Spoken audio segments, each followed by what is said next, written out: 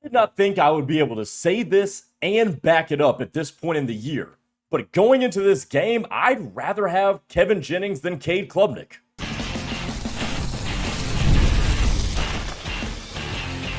You are Locked On SMU, your daily podcast on the SMU Mustangs, part of the Locked On Podcast Network, your team every day. Yeah, that's right. I said it, and I'm going to tell you about why I believe that here in just a second. Welcome to Locked On SMU. It's a Thursday of Clemson week here on the Locked On Podcast Network, your team every single day. I'm Grayson Singleton, and our episode today, by the way, before we go any further, is brought to you by FanDuel. Right now, new customers can bet just $5, and if the bet wins, you'll get $300 in bonus bets to use across the app. Download the app today, as my notes got shuffled there all of a sudden. Coming up on today's show, there is a split with the trajectories of Rhett Lashley's SMU and Dabo Swinney's Clemson. And those two different trajectories clash on Saturday. We'll talk about that. Plus, is it a red flag or is it a green flag with the offensive line with the most recent depth charts? We'll talk about that to close up the show. But you know what? Let's go ahead and start with the big topic of discussion. And I saved this for Thursday. Kevin Jennings versus Cade Klubnik. Two quarterbacks who, coming into the year, could not have been more diametrically opposed in the way they have been talked about. And one may have exceeded expectation, and the other might be the biggest disappointment in the country. And right now, I would rather have Kevin Jennings than Cade Klubnik. Now, their numbers are going to look pretty similar. Kevin Jennings this year is completing 72% of his passes. Klubnik, not that far behind. He's at 66. So, Jennings, give me a check mark in the efficiency. Their passing yardage totals are separated by 100. Kevin Jennings has more touchdowns and one more interception. Neither has done a whole heck of a lot on the ground, even though that's where Klubnik's upside could potentially be in terms of how he elevates Clemson, but only 140 rushing yards for Cade Klubnik. And the reason I would rather have Kevin Jennings than Cade Klubnik is very, very simple. And I got the numbers out of the way. But the reason I would rather have him is feel. For some reason, if you've watched Clemson, something feels off. And it starts with the offense, I think. And they run the ball well, they got good receivers, and Klubnik is not playing bad football. But something doesn't feel right. Whereas if you look at the last three games for SMU, Syracuse and Stanford, the last two games, pardon me. If you look at the last two games out of the bye week, Kevin Jennings is playing what I believe, and I'll die on this hill, is his best ball as a collegiate quarterback. Highly efficient, not turning the ball over, getting it to his playmakers, and the offense, to get back to feel, just feels crisper. Whether they're running the football, the RPOs, the decision-making, the way he's operating, he seems like he's got a good feel for the play calling. Rhett Lashley seems like he's got a good feel for what the offense needs at a particular time.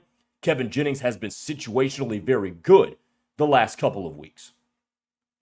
To me, this all comes down to efficiency and feel. It's a lot of intangibles going on here. And SMU's offense is at its best when it can be efficient. Now, their road to being efficient can be different. Early on in the year, they were running the ball and looking like they were going to be a team that could run it for 120, 130 yards a game. That has tapered off. But while that has tapered off, it has given way to the quick game, the guys out of the backfield in the pass game, the short to intermediate starting to open up, and it's coincided with RJ Maryland getting healthier. Matthew Hibner had a little bit of a roadblock injury-wise. He was kind of gimpy a little bit at times. Jordan Hudson has gotten back as well, so the receiving core is healthy and whole. There's been a lot of moving parts. But the last two games, it doesn't really matter where those moving parts have been because the offense has just been that efficient. And if you want to juxtapose the two quarterbacks, Jennings and Klubnik, it comes down to this. One team's operation just looks better. And I'm not saying Clemson's has been horrible. I'm not saying that by any stretch of the imagination. But when I watch SMU, and this is not a homer take, it looks like everybody knows what they're doing. And it has the feel that expectations are being met. Juxtapose that to Cade Klubnik, and Cade Klubnik may be the most disappointing quarterback in the country. And those numbers aren't terrible. 66% completion percentage, 1,500 passing yards, 11 touchdowns, 5 picks. Now, Kevin Jennings is a lot closer to the 3-to-1 touchdown to interception ratio that you really like. He's a lot closer to that than Cade Klubnik is. But Klubnik coming into the season, you guys got to remember this, was the first or second quarterback off the board. And if he was the first quarterback that was projected to be off the board in the upcoming NFL draft, that would mean he was the number 1 overall pick.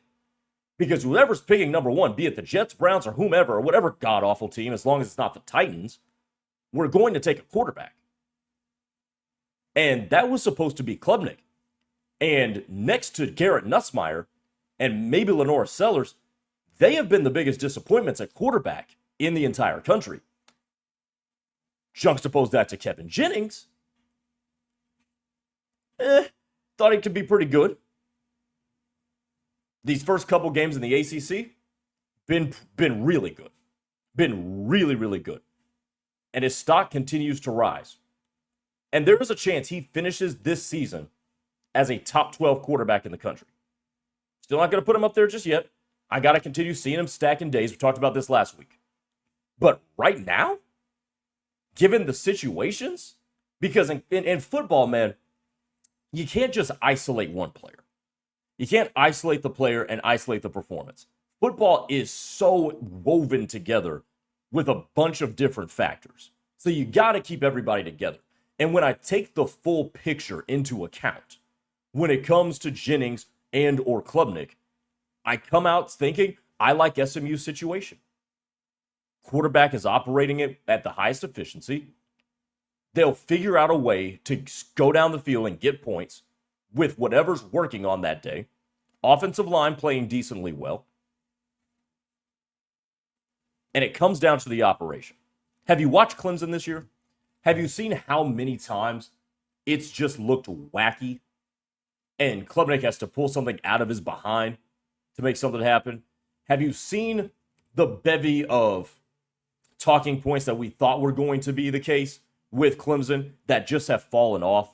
Antonio Williams hasn't been the dude we thought he was going to be. Wesco's good. The Wesco kid is good at wide receiver, but something doesn't feel right. We talked about this, talked about it yesterday on Wednesday's show.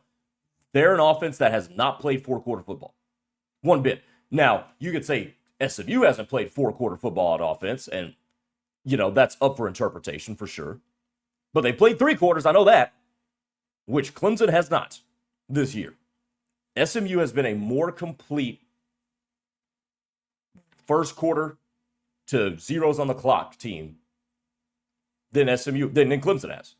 Now, that's not a high bar, and there certainly have been times where SMU did not finish well. Baylor game, looking right at you. But if you ask me the offensive situation, I would rather give me SMU's, and by virtue of that, give me the quarterback. Give me that quarterback over Cade Klubnik right now, because that team's offense is operating closer to where it needs to be than Clemson's is. Last thing I'll say on this, based off of that last point. When your offense is operating at where it needs to be, generally the feel can carry you over a team that might have a higher ceiling than you. That generally is how that can easily work. Coming up next, let's talk about the head coaches, Rhett Lashlee and Dabo Swinney, because they're going in opposite directions. And vibes have a lot to do with this too. We're brought to you today by SupplyHouse. When the opening whistle blows on a new repair, get your crew moving forward with SupplyHouse. Order today and see parts on your doorstep tomorrow. Over 280,000 plumbing, HVAC, and electrical items from the most trusted brands in the business. Their real-time inventory and honest lead times keep you from punting on projects, while their industry-leading customer service always has got your blind side covered. Need parts fast for a project? SupplyHouse has next-day delivery. Hey, talk about a game changer. And their Trade Master perks like priority shipping and dedicated support make the whole process smoother. So again, join that Trade Master program today and score serious perks like priority shipping, lower prices, and that dedicated support line. Visit SupplyHouse.com to sign up for free and use promo code SHCollege5 for 5% off your first order. That's SupplyHouse.com. Real people, real service. We are also brought to you today by FanDuel. The NFL season is here, and FanDuel has an offer you don't want to miss. Right now, new customers can bet just $5, and if the bet wins, you'll get $300 in bonus bets to use any way you want across the app. What do I love most about FanDuel? It fits however I want to bet. Player props, live game parlays, jumping in on live action as well. And they've got something for everything. Whether you're a casual fan, just want to earn a little bit extra money, or you're really a diehard that loves diving into those stats, everybody's got a place at FanDuel. So what are you waiting for? Visit FanDuel.com to download the FanDuel app today and get started with our friends at FanDuel.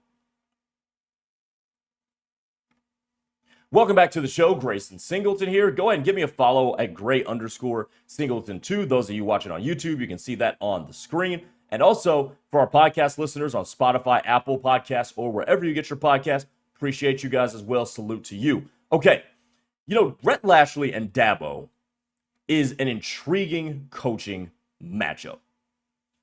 And it's not as if, I'm going to table that point. I'll table that point.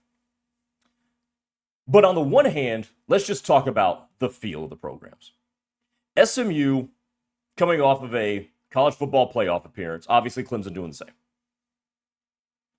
SMU may be a slight disappointment, depending on how you view them. They may be a slight disappointment this year, but I'll tell you what they're not. They're not a descending program. And over the summer, I made waves when I called them the fastest ascending program in the United States of America. And I still believe that. Because the upward trajectory, if you combine a good coach, an improving football program, and the resources they have, oh, by the way, put them in a top 6 metropolitan area in the country that can attract people, stay with no state income tax, no sales tax on groceries. Man, I'm telling you, there is real potential, and I still believe that. And this football team is still good, by the way. They're 2-0 in conference play. SMU's got the vibes of going straight up and progress and ascension.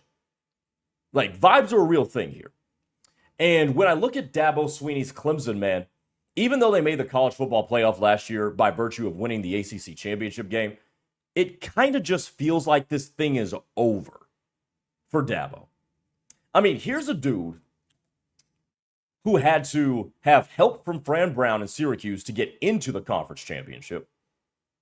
Otherwise, they weren't going to the college football playoff. So you had that right there. But this whole thing has just had the feel of just being archaic. Not really on board with the NIL. Pushed back on the transfer portal. And now look at where you are. You're 3-3. You lost to Georgia Tech. Clemson's not supposed to lose to Georgia Tech. You had all sorts of trouble with Troy. And then you lost a game at home to begin the year to an LSU team that I know is good, don't get me wrong, but you started out the season at number 4. And you lost a night game at home. Clemson was not supposed to do this. And it just seems to be on such a downward slide for Dabo Swinney. And it's a cautionary tale with some of these coaches. Some of these militaristic style coaches who are against the kids making money and, don't want to adapt to the times, use the transfer portal. And you compare that to SMU, who has said, yeah, we're going to pony up all the resources we want. What does it look like for SMU? Their recruiting class is the best it's ever been, at least in my lifetime. I mean, by far. We did an episode on SMU over the summertime before the season started, maybe early August, late July, where we just counted the 4-stars that are in the class. It's more 4-stars in this one class that SMU has had in the last 15 years. And they're good. I mean, SMU is going toe-to-toe with Oklahoma and Miami for recruits. You can't tell me that program's not on the rise. And if you got available resources, use them. It's not as if Clemson's devoid of resources. Like, no, it's Clemson. They got resources to spend. But the vibes that the coaches are giving off, Rhett Lashley says, yeah, let's go into the future. Let me make some waves and be a head coach that's on the map. I think it's gonna help us out. Dabo's always been the guy that answers questions funky, uses religion in a strange way to answer questions in a funky way. And by the way, no disrespect on religion. I'm a religious person myself. But that's what Dabo's been giving off, and combining it with the fact that he's been a little corny, and he's tried to use, then the corniness has come out when he's tried to cover up for his disdain for NIL compensation and the transfer portal. Those are the things that set one program going forward and the other on a downward slide. And this game this week is the ultimate collision between that. Because there's no program that is on more of an upward trajectory right now than SMU. You look at where they were 2 years ago, where they got to last year, and where you kind of are. I mean, they started the season ranked 17 in the country. That does have to speak for something. Clemson, on the other hand, has completely lost its respect in terms of its national standing. It's completely lost it. Because at this point, we're starting to take SMU more seriously, and we're not taking Dabo Swinney seriously. Like, just let that sink in for a second. SMU and Rhett Lashley are being taken seriously now. And Dabo, I don't know what kind of a fall off to compare it to. There's not one that readily comes to mind. But he's not being taken seriously anymore. Maybe some of you guys can help me out. Like, what's a comparable event and turn of events to this one? But this is what happens when you utilize what you got to help you adapt to the changing world, and you use your traditional archaic beliefs to handcuff you from doing exactly that. I mean, Clemson, like, think about the season that Clemson's had.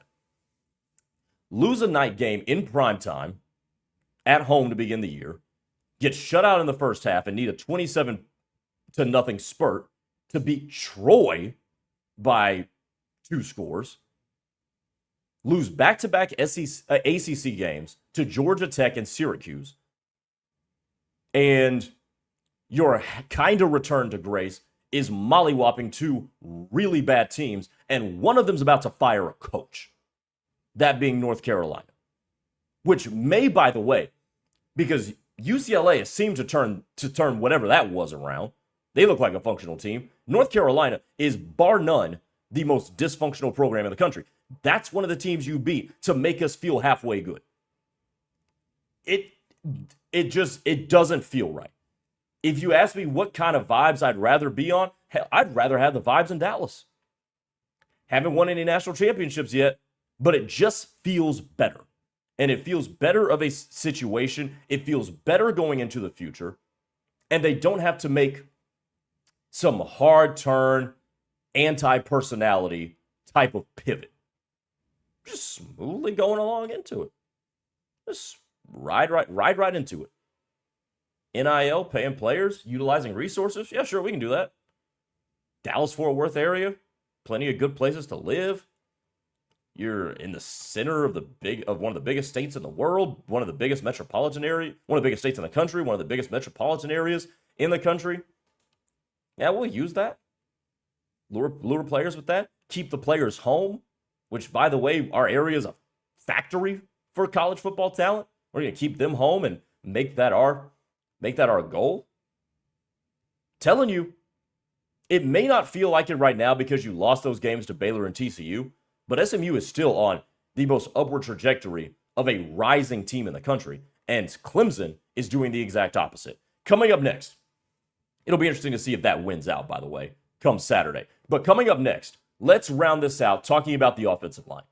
Red flag, green flag. We'll close up the show talking about it next. Mazda crafts cars for those who do more than simply move. Mazda delivers confidence with every ride with more IIHS Top Safety Pick Plus awards than anybody else. You can make everyday drives feel like anything but, from smooth handling to intuitive controls, and you can feel the Japanese craftsmanship in every detail, from the metallic accents to the available Napa leather upholstery. And with all-wheel drive coming standard in every crossover SUV, you can drive with confidence through almost every season. So like our players, we sweat every detail, because when you make every move count, impossible becomes irrelevant. Mazda, move and be moved.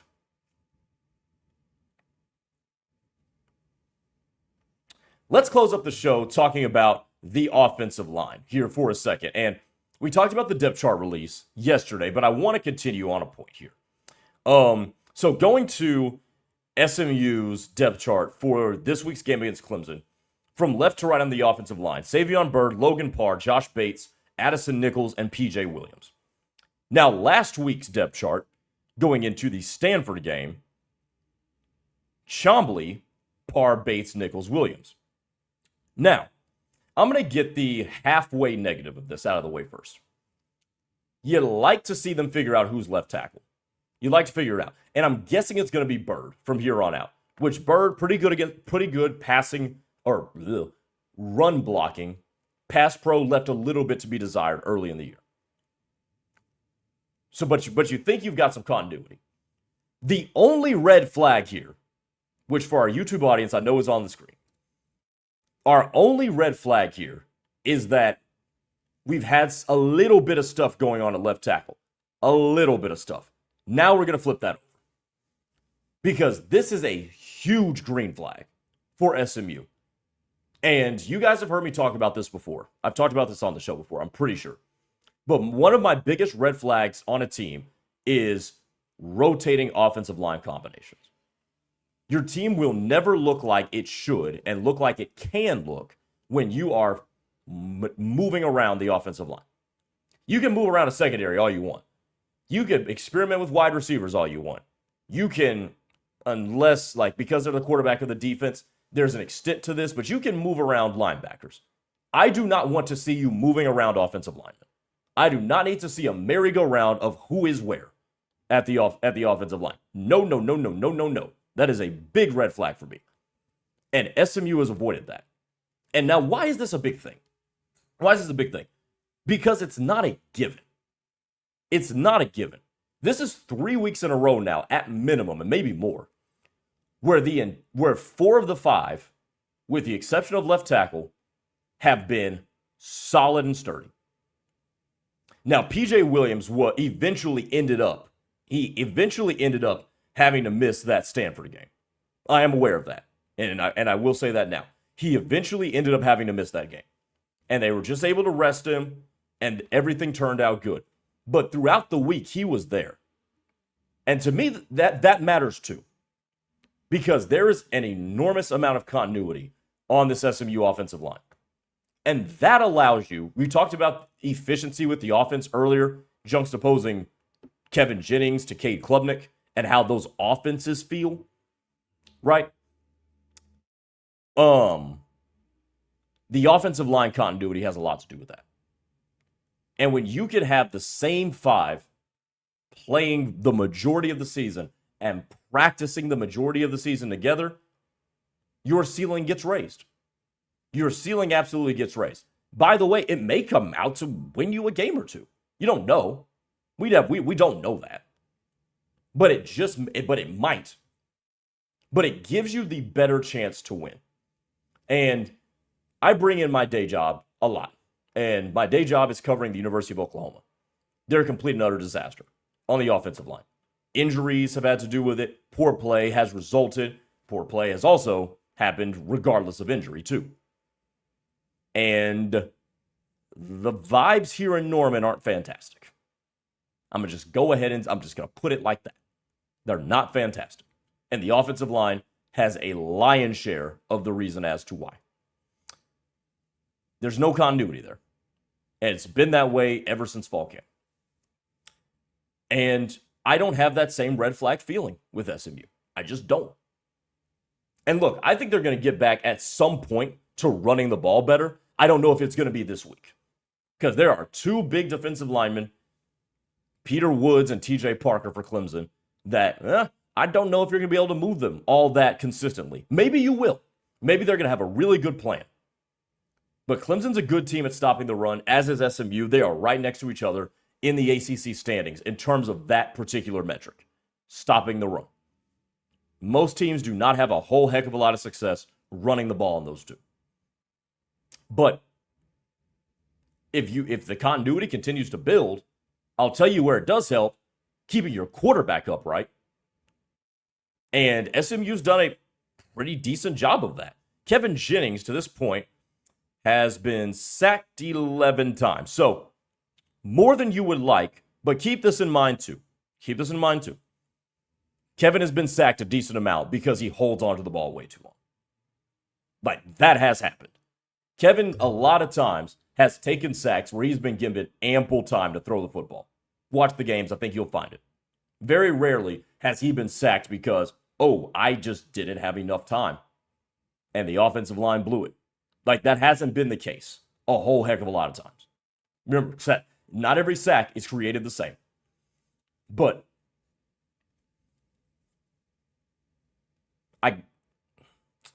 I just have a good feeling about this. And does it show up against Clemson? Maybe. But looking forward to the Miami game, your best chance to beat that team not only is being as healthy as possible on the interior, but being as connected as possible on the interior of the offensive line. And that matters. The connectivity matters. And if you're going to pull off an upset, no team pulls off an upset with musical chairs at offensive line. Just doesn't happen. You know when you can pull off an upset? When you're connected, when you've got continuity, when you've been playing together, and the snaps look pretty much in the same ballpark. And SMU's got a good thing going for them. It should not be that should not be understated. That SMU has a really good thing going for it in that regard. And that's what we'll end the show on. Really good note. One more show to come this week before Clemson takes on, before SMU takes on Clemson in South Carolina. Appreciate you making me your first listen of the day. For your second listen, be sure to check out Locked On ACC on YouTube and wherever you get your podcast. Kenton Gibbs and Alex Dono will host that as well, talking about all the happenings that are going on in one of the most interesting conference in the country. So check out Locked On ACC wherever you get your podcast and on YouTube as well. We'll talk to you tomorrow to round out the week. Take it easy, everybody.